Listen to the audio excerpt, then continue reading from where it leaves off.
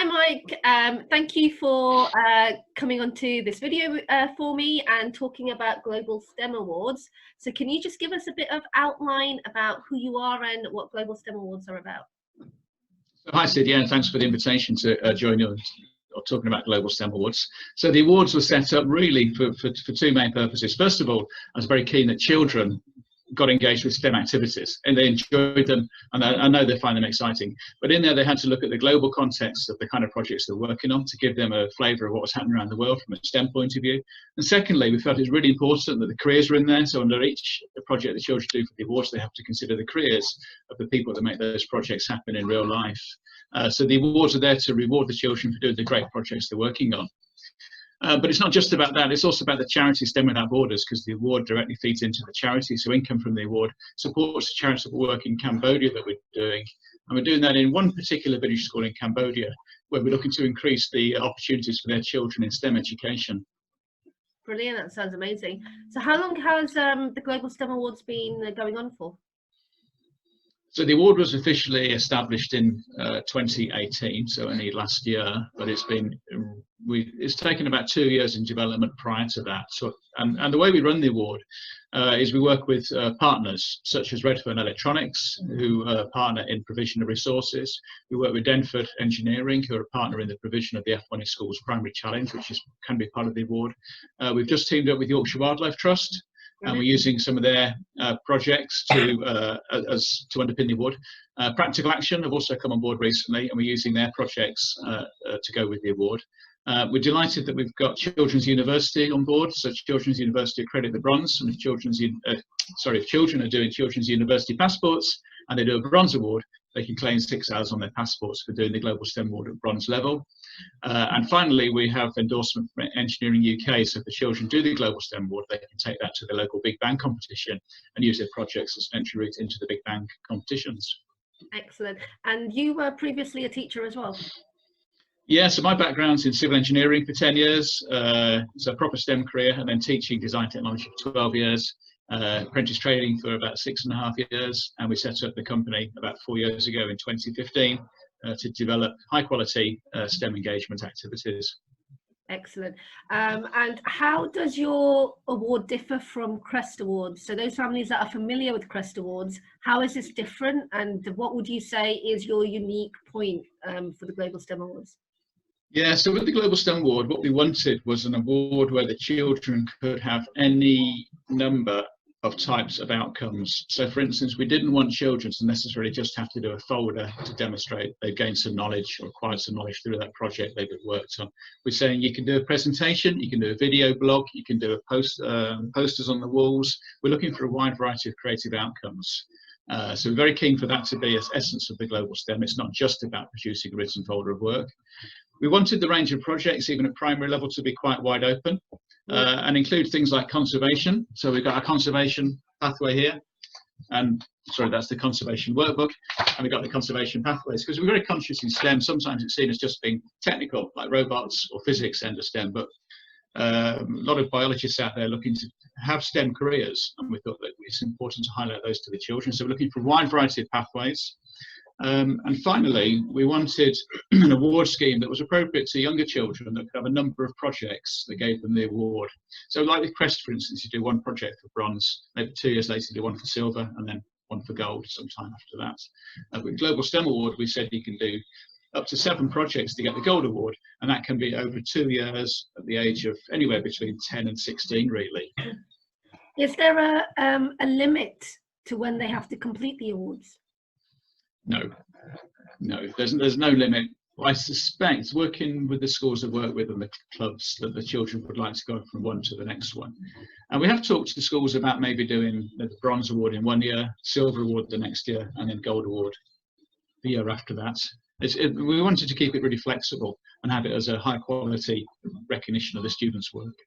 And looking at the my throat's going. Looking at the awards, it really is flexible, because you're looking at 2 projects for the bronze award.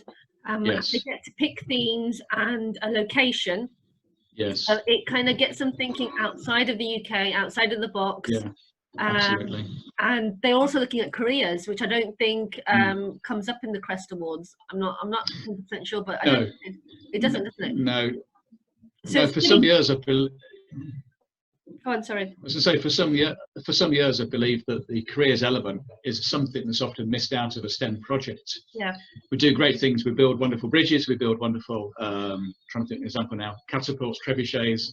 We do some robotics. And then we stop. And we actually should say, who makes this happen in real life? What could you go on to be with these kind of skills? If you love doing this kind of stuff, what can you be in the future? So that is very much at the heart of it in some ways. And the global side, we would like for children who did the Gold Award to have looked at 7 projects in 7 global locations, but including space and marine as well. So they're doing, I think, as facilitators and teachers, we should be encouraging children to look widely, further afield. What's happening in Antarctica, on the moon, in the oceans, in Australia, in Southeast Asia, all those different fantastic global areas that children can look at. Because sometimes, especially with kids, they don't know what's out there until they're directed to focus in a particular area.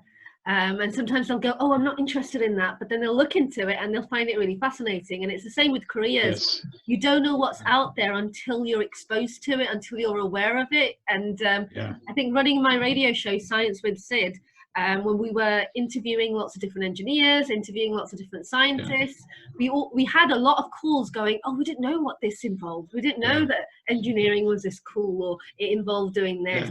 And it made me think as well, when I was younger, I wasn't exposed to what engineering was. It wasn't a topic that we did at school. It was something that was thrown around when we were doing our university applications and choosing our subjects at uni. But I didn't know what engineering was at that stage. And had I known, I probably would have gone down that route, because I love the creativity, I love the science, and it was a great merge of the two. But it's about exposing the kids at a young age and getting them to see that these are the potential careers that you can go into. Yeah, I think one of the challenges for engineering, you know as well as I do, is that if you've got a photocopier broken in the office, somebody will say we need to phone for an engineer to fix the photocopier. Or if my wheels need changing, my tyres need changing, I go down to Quick Fit and get an engineer to change my tyres.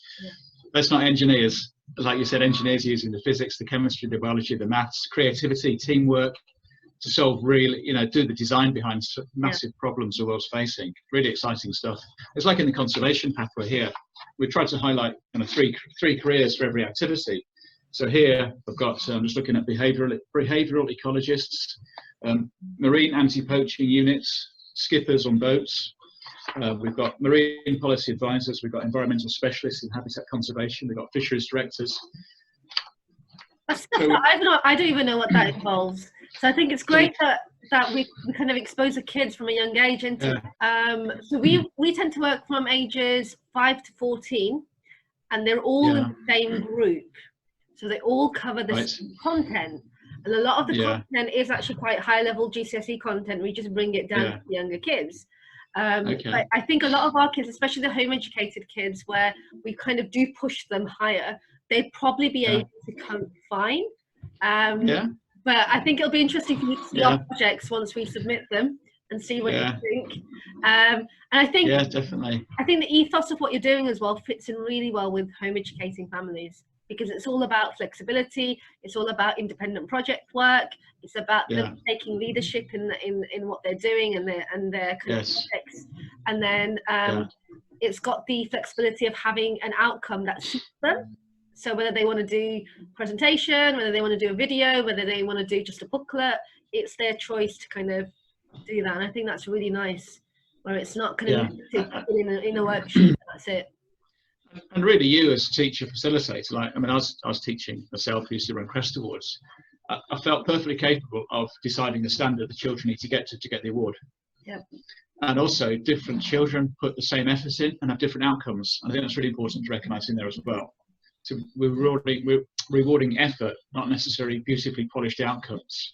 And that's very different for every child. One child may have a beautifully polished outcome, one may have something that's not, but they've actually put more into it. And I think that's important to recognise. And what you've just talked about there is growth mindset, and we're all about that. We're all about the kids putting the effort in, and we deliberately make sure that the age ranges are wide, because once you have kids that are the same age, they tend to compete with each other because they think they've got the same starting point, and they still don't. Right. Their starting point is always going to be different, and one child might have extra needs that we need to cater for.